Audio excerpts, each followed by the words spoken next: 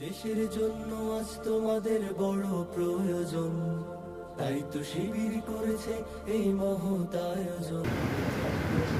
আউযু বিল্লাহি মিনাশ শাইতানির রাজিম। বিসমিল্লাহির রহমানির রহিম। বাংলাদেশ ইসলামী ছাত্র শিবির নওগাঁ জেলার মানতা উপজেলা শাখা কর্তৃক আয়োজিত আজকে এসএসসি এবং দাখিল পরীক্ষার্থীদেরকে নিয়ে ক্যারিয়ার গাইডলাইন এবং দোয়া মাহফিলে উপস্থিত সম্মানিত মেহমানবৃন্দ এবং আজকের প্রোগ্রামের প্রধান আকর্ষণ আমার প্রাণপ্রিয় শিক্ষার্থী ভাইরা, সবাইকে আলোচনার পূর্বেই আমার পক্ষ থেকে সশস্ত্র সালাম। আসসালামু আলাইকুম ওয়া রাহমাতুল্লাহ। আমরা আল্লাহ তাআলার শুকর আদায় করি যার অশেষ মেহেরবানিতে আজকের প্রোগ্রামটি আমরা একদম শেষ মুহূর্তে এসে পৌঁছতে পেরেছি। আমরা সকলে বলছি আলহামদুলিল্লাহ। দরুদ এবং সালাম পেশ করতেছি আমাদের প্রিয় নবীর প্রতি, যার আনিত বিধান প্রতিষ্ঠার লক্ষ্যে আমাদের সকল কর্মতৎপরতা আমরা সকলে বলছি সাল্লাল্লাহু আলাইহি ওয়াসাল্লাম। শহীদদের আত্মার মাগফিরাত এবং সর্বোচ্চ মর্যাদা কামনা করতেছি, যারা পৃথিবীর সৃষ্টি থেকে আজ অবধি সত্য এবং ন্যায়ের পথে যারা জীবন দিয়ে গেছেন, বিশেষ করে গত 24শে জুলাই আন্দোলনে যাদের আত্মত্যাগের বিনিময়ে আমরা একটি সুন্দর এবং নতুন আজাদী পেয়েছি, তাদের জন্য আল্লাহ রাব্বুল আলামিনের কাছে দোয়া করছি। আমরা সকলে বলছি আল্লাহুম্মা আমিন। প্রিয় ভাইরা, আপনারা কি ক্লান্ত হয়ে গেছেন? ক্লান্ত হওয়া যাবে না। আজকের প্রোগ্রামের নাম কিন্তু ক্যারিয়ার গাইডলাইন। ক্যারিয়ার মানে কি জানেন আপনারা? Career that means racing, that means speedily racing. Career মানে হলো আপনার তীব্রভাবে দৌড়ানো, রেস করা, অর্থাৎ আপনাকে এনার্জেটিক হতে হবে এবং স্মার্ট লেভেলে এনার্জেটিক হতে হবে, যেন আপনি আপনার এই পথে সবার থেকে আগে দৌড়ায় যেতে পারেন। যেমন আমাদের দৌড় খেলা আছে না, আমাদের স্কুলগুলোতে অনেক সময় দৌড় প্রতিযোগিতা হয় কি না? এবং সেখানে যে আগে দৌড়ায় গিয়ে ওই নির্দিষ্ট জায়গায় টাচ করতে পারে সে কিন্তু ফার্স্ট হয় এবং পর্যায়ক্রমে সেকেন্ড, থার্ড এরকম পজিশন করা হয়। এরকম ভাবে আমরা যারা শিক্ষার্থী, আমাদের পড়াশোনা সবকিছু, আপনার অ্যাটেনশন সবকিছু মিলে আপনি যখন আপনার জায়গা থেকে সর্বোচ্চটা দৌড়াতে পারবেন, সর্বোচ্চটা দিতে পারবেন, তাহলে আপনি জাতীয় পর্যায়ে মেধাবী তালিকায় আপনার নামটা উঠবে। তার মানে এখানে আমাদের কি করতে হবে? দৌড়াতে হবে। আমাদের দৌড় কি এখানেই শেষ? আমাদের ক্যারিয়ার কি শুধুমাত্র এই দুনিয়াতেই? তা না। আমি যদি আপনাদের একটা কোশ্চেন করি, আপনারা আনসার করবেন। What is the ultimate goal of our life? Anyone can answer me? What is the ultimate goal of our life? কেউ বলতে পারবে না? What is the ultimate goal? আপনার জীবনের সবথেকে চূড়ান্ত সফলতা, চূড়ান্ত টার্গেটটা কি? কে বলতে পারবে? To get জান্নাত। জান্নাত পাওয়াটা আমাদের জীবনের আলটিমেট গোল, তাই না? তাহলে আমরা যদি ক্যারিয়ারকে দুটো ভাগে ভাগ করি, একটা হলো মেইন ক্যারিয়ার, আলটিমেট ক্যারিয়ার, আরেকটা হলো সাব ক্যারিয়ার। সাব ক্যারিয়ার হলো আমাদের এই দুনিয়ার জীবনে আমরা যাই অর্জন করি, এগুলো হলো আমাদের সাব ক্যারিয়ার, এবং এই ক্যারিয়ারের মাধ্যমে আমরা আমাদের আলটিমেট যে ক্যারিয়ার, চূড়ান্ত পর্যায়ের যে সফলতা, সেই ক্যারিয়ার আমরা অর্জন করব। কিয়ামতের ময়দানে যদি আমাদের জান্নাত লাভ হয়, এর মাধ্যমে আমরা আলটিমেট গোল, আলটিমেট টার্গেট আমরা সেখানে পৌঁছার জন্য মূলত আমাদের এই সাব ক্যারিয়ারে কাজ করতে হবে। সেক্ষেত্রে আপনারা আজকে উপস্থিত হয়েছেন এখানে, আপনারা আগামীতে পরীক্ষার্থী, এসএসসি পরীক্ষার্থী। এসএসসি পরীক্ষার্থী হিসাবে আপনাকে আমি বলতে চাই, this is the very beginning of your life, very beginning. এই স্টেজে আপনি যদি ফেল করেন, এই স্টেজে আপনি যদি লাইনচ্যুত হয়ে যান, তাহলে আপনার জীবনের সকল ক্ষেত্রে আপনি লাঞ্ছিত হবেন। এজন্য ইসলাম ছাত্র শিবির চায় যে আপনার জীবনের এই যে ফার্স্ট স্টেজ, এই স্টেজটা যেন সুন্দর হয়, উজ্জ্বল হয় এবং যথাযথভাবে আপনি অবদান করতে পারেন। এই জন্য মূলত আজকের এই প্রোগ্রামের আয়োজন করেছে। আজকের এই প্রোগ্রামের আয়োজন এই জন্য করে নাই যে আপনাকে শিবিরে দাওয়াত দিবে, এটা জন্য না। তাহলে আমি আপনাদেরকে পরীক্ষা সংক্রান্ত কয়েকটি কথা বলে, যেহেতু আমি একজন টিচার মানুষ, সেক্ষেত্রে আমাদের সম্মানিত গেস্ট উনি কিছু কথা বলে গেছেন, আমি আর কয়েকটি কথা অ্যাড করবো এর সাথে। আমরা পরীক্ষার হলে যখন প্রবেশ করি, প্রবেশ করার সাথে সাথে আমাদেরকে একটা খাতা দেওয়া হয়। খাতা দেওয়া হবে না? খাতা পাওয়ার পরে আমাদের কাজটা কি? At first, you have to make sure the information of your cover page. At first, আপনাকে আপনার যে খাতা পাইছেন সেই খাতার কভার পেজে যে তথ্যগুলো দিয়েছে সেই ইনফরমেশনগুলো একদম রাইট ভাবে, সঠিকভাবে আপনাকে দিতে হবে। যদি আপনি এখানে ফেল করেন, যদি দিতে না পারেন, তাহলে আপনি যতই ভালো লেখেন আপনার রেজাল্ট আসবে না। তাহলে আপনাকে মাথা ঠান্ডা রেখে অবশ্যই কভার পেজে যে তথ্যগুলো দিয়েছে সেই তথ্যগুলো যথাযথভাবে দিতে হবে। এরপরে আসেন আপনি ভিতরে কিভাবে লিখবেন। লেখার ক্ষেত্রে আমাদের সম্মানিত অতিথি বলছেন যে কোশ্চেনটা আপনি ভালো পারেন সেটা আনসার আগে শুরু করবেন। ঠিক আছে, আপনি আগে শুরু করবেন। তবে এখানে আরেকটা কথা আছে, আমরা যখন খাতা কাটি, খাতা কাটার সময় দেখা যায় যে মনে করেন যে ইংরেজি সাবজেক্ট নিয়ে আমি কথা বলি, যে আমার ইংরেজি সাবজেক্ট, চেঞ্জিং সেন্টেন্স বলতে একটা আইটেম আছে না আমাদের। চেঞ্জিং সেন্টেন্সে আপনি আনসার করা শুরু করলেন, আনসার আপনি হেডিং দিলেন যে 4 নম্বর কোশ্চেন, তো আমাদের চেঞ্জিং সেন্টেন্স থাকে। এরপরে আপনি A B C D E F G এরকম 10টা আছে না? 10টা আছে। এর মধ্যে আপনি শুরু করলেন এ নাম্বারে কোশ্চেনটা লিখলেন, লেখার পরে দেখছেন যে আপনি ডি নাম্বারটা ভালো পারেন, ডি নাম্বার দিলেন। এরপরে আবার এফ নাম্বারটা ভালো পারেন, আবার এফ দিলেন। এরপরে আবার জি নাম্বার দিলেন, আবার এইচ দিলেন। এই যে ভিতরে আপনি একটা হজবরল অবস্থা করলেন, এতে সমস্যা কি হয় জানেন? যারা খাতা কাটেন তারা কিন্তু সব সময় আনসার দেখে দেখে খাতা কাটে না। অনেক সময় আনসারটা মাথায় সেটা হয়ে যায় যে এ নাম্বারে আনসার এটা, বি নাম্বার এটা, সি নাম্বার এটা, ডি নাম্বার এটা, মোটামুটি মাথায় কি হয়ে যায়? সেটা হয়ে যায়। আর খাতা কাটার সময় উনি তো ওই সেন্সে দেখতেছে যে এ নাম্বার এটা, বি নাম্বার এটা, সি নাম্বার এটা, ওনার সাথে আপনার মিলতেছে না।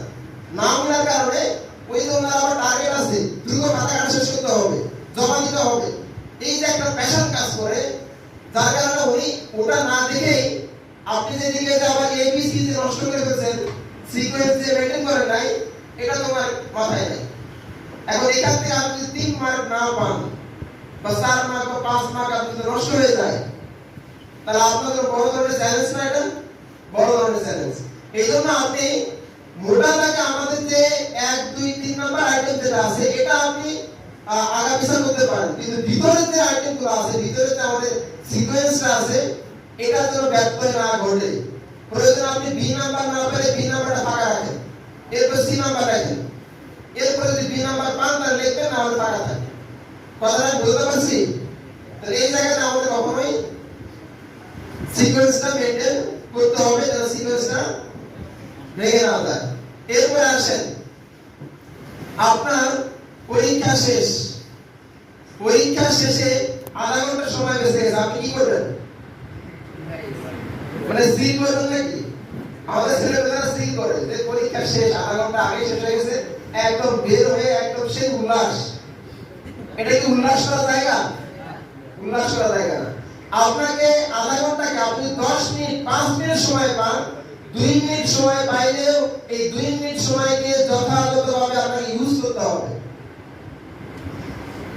বুঝতে পারছেন? এই 2 মিনিট সময় আপনি কিভাবে ইউজ করবেন? এই 2 মিনিট সময়কে আপনাকে ইউজ করতে হবে ভালো করে, একদম শুরু থেকে লাস্ট পর্যন্ত আপনাকে রিভিশন দিতে হবে। Revision is very important. আপনি যদি রিভিশন ভালো করে দিতে না পারেন, আমরা এমনিতে যে কোনো একটা আর্টিকেল যদি দেখি, লেখার ক্ষেত্রে কিছু ভুল হয় না? ফেসবুকে আপনি যদি স্ট্যাটাস দেন, স্ট্যাটাস দেওয়ার ক্ষেত্রে আপনি একটা প্যারা লিখছেন, লেখার পরে সাথে সাথে কি সেন্ড করেন? কি করতে হয়? প্রুফ দিতে হয় না? প্রুফ দিতে যায় কিছু ভুল ভ্রান্তি বের হয় না?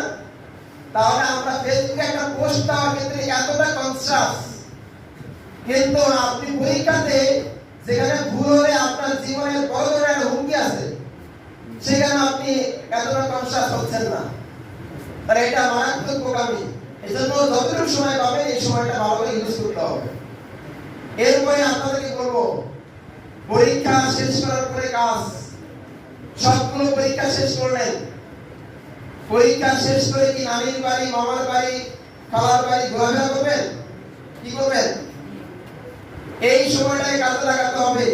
ভালো করে মনে রাখবেন, নেলসন ম্যান্ডেলার নাম শুনছেন আপনারা? নেলসন ম্যান্ডেলা বর্ণবাদী বৈষম্যের বিরুদ্ধে তার একটা আন্দোলন ছিল আমেরিকায়, এবং তিনি আমেরিকাতে খ্রিস্টানদের বড় ধরনের একজন নেতা, এবং উনি তার একটা আন্দোলন ছিল যে বর্ণবাদী বৈষম্যের বিরুদ্ধে তার একটা আন্দোলন ছিল।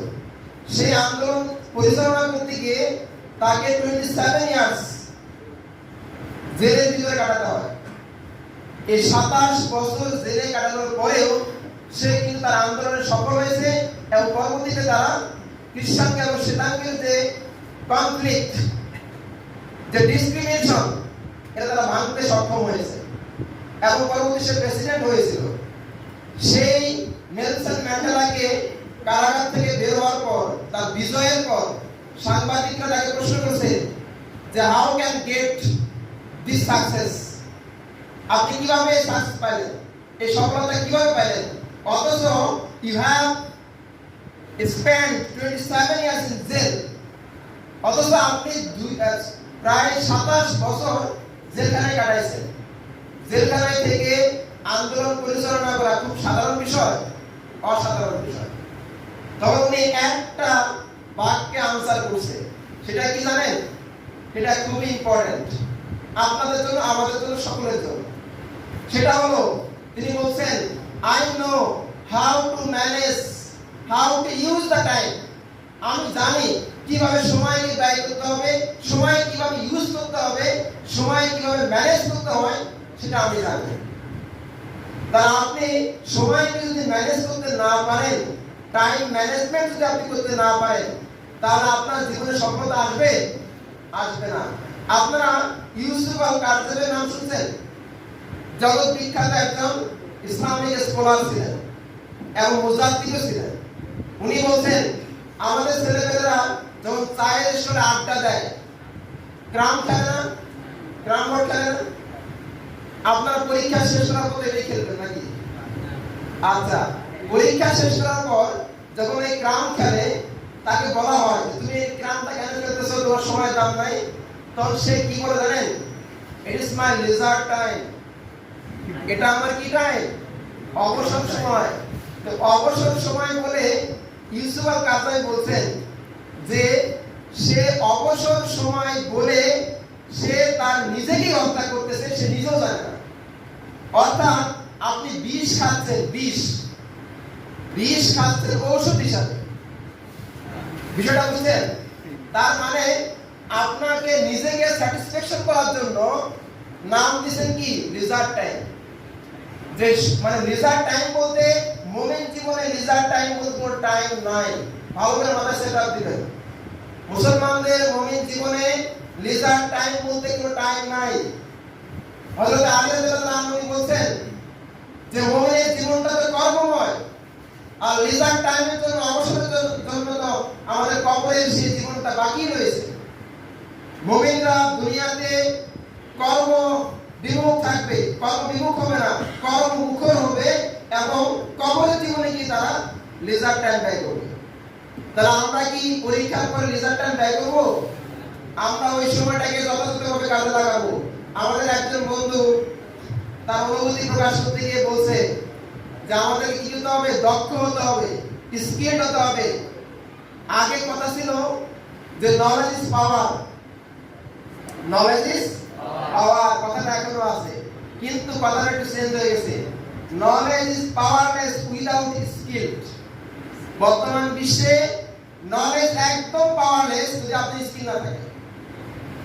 আপনি যদি বহির্বিশ্বে যান, বিদেশে যদি পড়াশোনা করতে যান, স্কলারশিপ নিতে যান, তাহলে আমাদের এই বাংলাদেশের পুঁথিগত বিদ্যা পাঠ করে এই সার্টিফিকেটের কোনো মূল্য তাদের কাছে নাই। মূল্য কখন হবে? যদি এর সাথে আপনার কো-কারিকুলাম কিছু অ্যাক্টিভিটিসের যদি কোনো সার্টিফিকেট আপনার থাকে, তাহলে সেই সার্টিফিকেটটা আপনি সহজে বিদেশে কোনো ইউনিভার্সিটির স্কলারশিপ পাবেন। তার মানে আমাদের হাতে যে 3 মাস বা 2 মাস যে সময়টা থাকবে, এই সময়টা আমরা যথাযথভাবে স্কিলড হওয়ার চেষ্টা করব। যিনি কম্পিউটার দুর্বল আছেন, কম্পিউটার শিখবেন। যিনি ইংরেজি ভাষায় দুর্বল, তিনি ইংরেজি ভাষায় সময় দিবেন। প্রয়োজনে গ্রামার যারা ভালো বুঝেন না, তারা গ্রামারটাকে ডেভেলপ করার চেষ্টা করবেন। বাংলা ভাষা যারা ভালো করে বুঝেন না, গ্রামারে দুর্বল, তারা বাংলা গ্রামারটা ভালো করার চেষ্টা করবেন। এইভাবে যতগুলো কো-কারিকুলাম অ্যাক্টিভিটিস আছে, যেগুলো আগামী ভবিষ্যৎ করার জন্য আপনার দরকার হবে, এগুলো আপনাকে অবশ্যই এই 3 মাস বা 2 মাস যে সময়টা থাকবে, এই সময় করে নিতে হবে। করা যাবে তো ইনশাআল্লাহ? আমরা আজকে যেহেতু এখানে কথা দিলাম, তার মানে আমরা পরীক্ষা শেষ করে কখনোই রেজাল্ট টাইম নামক সেই বিষ আমরা গ্রহণ করব না। আমরা এই সময়টা কাজে লাগাবো। এরপরে আসেন সর্বশেষ এন্ড ফাইনালি, আজকের আয়োজনে আমরা আপনাদেরকে আরেকটা কথা স্মরণ করে দিতে চাই। যারা আমার সামনে উপস্থিত আছেন, এখান থেকে আমরা আশা করতেই পারি আগামীতে এখান থেকে আমাদের দেশের বিভিন্ন সচিবালয়ের সচিব বের হবে। এখান থেকে বের হবে আগামী মন্ত্রী, আগামী এমপি, আগামী প্রাইম মিনিস্টার, এবং এখান থেকে বের হবে আগামী নাম করা ডাক্তার এবং নাম করা ইঞ্জিনিয়ার। এখন আমরা সেই ইঞ্জিনিয়ার চাই না যে ইঞ্জিনিয়ার রডের বদলে বাঁশ দিবে। আমরা সেই ইঞ্জিনিয়ার চাই না যারা ইট, বালু, খোয়া যেগুলো রাস্তায় যাওয়া দরকার সেগুলো তার পেটের মধ্যে ঢুকাই দেবে। আমরা কি এরকম ইঞ্জিনিয়ার চাই? চাই না। এই জায়গায় আমাদেরকে রেগুলেশন করতে হবে, এটাকে চেঞ্জ করতে হবে। We have to break the present situation of your society and then you have to build up a new situation of your society. এবং সেটা কারা করবে? সেটা আপনারা যারা উপস্থিত আছেন এরাই করবে। ইনশাআল্লাহ বলা যাবে তো? ইনশাআল্লাহ। আমাদের দেশের সেই ইট বালু খোয়া, এরপরে দুর্নীতি করে সেই বেগম পাড়ায় বাড়ি কারা করতেছে? রিক্সা চালক করে, কুলি মজদুররা করতেছে, ইলিটারেট পার্সনরা করতেছে না। কারা করতেছে? আপনার মতো অনেক শিক্ষিত, অনেক মেরিটোরিয়াস, অনেক মেধাবী, তারা বুয়েটে চান্স নিচ্ছে। বুয়েটে যারা চান্স পায় তারা কি হালকা মেধাবী? অনেক মেধাবী। যারা ঢাকা বিশ্ববিদ্যালয়ে চান্স পায় এরা কি খুব খারাপ দুর্বল স্টুডেন্ট? অনেক ভালো স্টুডেন্ট এবং সমাজের ভিতরে তারা খুব গুরুত্বপূর্ণ পার্সন। এই মানুষগুলো আগামীতে বিশেষ কাটা হচ্ছে। এই মানুষগুলো আগামীতে বিভিন্ন সচিবালয়ে যাচ্ছে এবং সেখানে কি এক কলমে বোঝায় কোটি কোটি টাকা দেশের পাচার করে দিচ্ছে। একটা মানুষের লাইফ লিড করার জন্য কয় টাকা দরকার? How much need? কত টাকা প্রয়োজন? অথচ কোটি কোটি কোটি কোটি টাকা তারা সুইস ব্যাংকে পাঠাচ্ছে। তাহলে এই যে কাজগুলো করতেছে, এগুলোর কারণে আমাদের বাংলাদেশ ডেভেলপ হতে পারতেছে না। সেই জায়গাটা আমরা আশা করব বাংলাদেশ ইসলামী ছাত্র শিবির চায় একদল সৎ, দক্ষ এবং দেশপ্রেমিক নাগরিক তৈরি করতে চায়, যারা আগামীতে আমাদের সোসাইটির প্রত্যেকটা সেক্টরে মানুষদেরকে সার্ভ করবে এবং জাতির কল্যাণে কাজ করবে। এখানে আমরা বলছি 3টা বিষয়। একটা হলো সৎ, আরেকটা কি দক্ষতা, আরেকটা হলো দেশপ্রেম। আপনাকে ফার্স্ট অফ অল আপনাকে হতে হবে কি? ইউ হ্যাভ টু অনেস্টি দরকার আগে। অনেস্টি হওয়ার পরে আপনি শুধু অনেস্টি নিয়ে বসে থাকবেন, এরপর আপনাকে কি হতে হবে? দক্ষ হতে হবে। দক্ষ না হলে আপনাকে কোন চেয়ারে বসাবে না। তাহলে আপনি দক্ষ হবেন। দক্ষতা এবং আপনার সততা দুটাই আছে, কিন্তু আপনার ভিতরে দেশপ্রেম নাই। তাহলে কি হবে জানেন? তাহলে হবে এরকম যে বুয়েটে ইঞ্জিনিয়ারিং পাস করার পরে তারা যখন বিদেশে যায় উচ্চতর ডিগ্রি অর্জন করার জন্য, তখন তারা বিদেশেই থেকে যায়, দেশে আর আসে না। কেন আসে না জানেন? আসে না এই কারণে বিদেশে টাকা বেশি, দেশে টাকা কম। এটা কি আমাদের মাইন্ড হওয়া দরকার? হওয়া যাবে? যাবে না। তারা আপনার যদি দেশপ্রেম থাকে, তারা আপনি দেশে ফিরে আসবেন এবং দেশকে সার্ভ করবেন আপনার অনেস্টি এবং দক্ষতা নিয়ে। ইনশাআল্লাহ করা যাবে তো? ইনশাআল্লাহ। এই তিনটা আপনাদের ভিতরে ঢোকাতে চাই। ইসলামী ছাত্র শিবির আজকে এই প্রোগ্রাম থেকেও আমরা সর্বশেষ বলতে চাই, ইসলামী ছাত্র শিবির want to make you like a flower. আপনাকে ইসলামী ছাত্র শিবির তৈরি করতে চাই লাইক এ ফ্লাওয়ার, ফুলের মতো তৈরি করতে চাই। ফুল হলো, আপনারা জানেন, ফুলকে যদি কেউ পায়ের নিচে রেখে প্রজ্বলিত করে তাহলে সেই ফুল কি দুর্গন্ধ দেয় না সুগন্ধ দেয়? সুগন্ধ দেয়। কবির ভাষায় কবি বলছেন যে আমার এই ঘর ভাঙিয়াছে যে বা আমি বাঁধি তার ঘর, আপন করিতে খুঁজিয়া বেড়াই যে করেছে মনে পর। অর্থাৎ ইসলামী ছাত্র শিবির আপনাকে এমন ভাবে তৈরি করতে চায় যে আপনাকে আপনার মেধা, নৈতিকতা, দক্ষতা সবকিছু দিয়ে একটা ফুলের মতো তৈরি করতে চায়, যে ফুলকে কেউ প্রজ্বলিত করলে সেই ফুল পাল্টা তাকে আঘাত করবে না, তাকে আবার রাখবে। এসো ভাই আমার পথে, যে কথাটা কোরআনে আল্লাহ রাব্বুল আলামিন বলেন, ইতফা বিল্লাতি আহসান, যে মন্দের জবাব হবে ভালো দিয়ে, খারাপের জবাব হবে ভালো দিয়ে। এই গুণটা আপনার ভিতরে ঢুকাই দিতে চাই। এই জন্য আপনার এনগেজমেন্ট, ইসলামী ছাত্র শিবিরের সাথে আপনার এনগেজমেন্টটা খুবই গুরুত্বপূর্ণ। এমন একটা প্যাকেজ সিস্টেম করে ইসলামী ছাত্র শিবির আপনাকে তৈরি করতে চাই, আগামী পথ চলার জন্য যা দরকার each and every items have in Islami Chhatra শিবির। যত যা কিছু দরকার সব কিছু ইসলামী ছাত্র শিবিরের কাছে আছে। আপনি আগামীতে এসসি পরীক্ষা দিবেন, এরপর ইন্টারমিডিয়েট পরীক্ষা দিবেন, ইন্টারমিডিয়েট দেওয়ার পরে আপনাকে ভার্সিটি অ্যাডমিশন করতে হবে না? অ্যাডমিশনের জন্য যা দরকার আমাদের ওয়েল নন কোচিং আছে। ফোকাস থেকে এবারও ঢাকা বিশ্ববিদ্যালয়ে বি ইউনিটে ফার্স্ট হয়েছে ফোকাস কোচিং করে, রেটিনা থেকে ফার্স্ট হচ্ছে মেডিকেলে।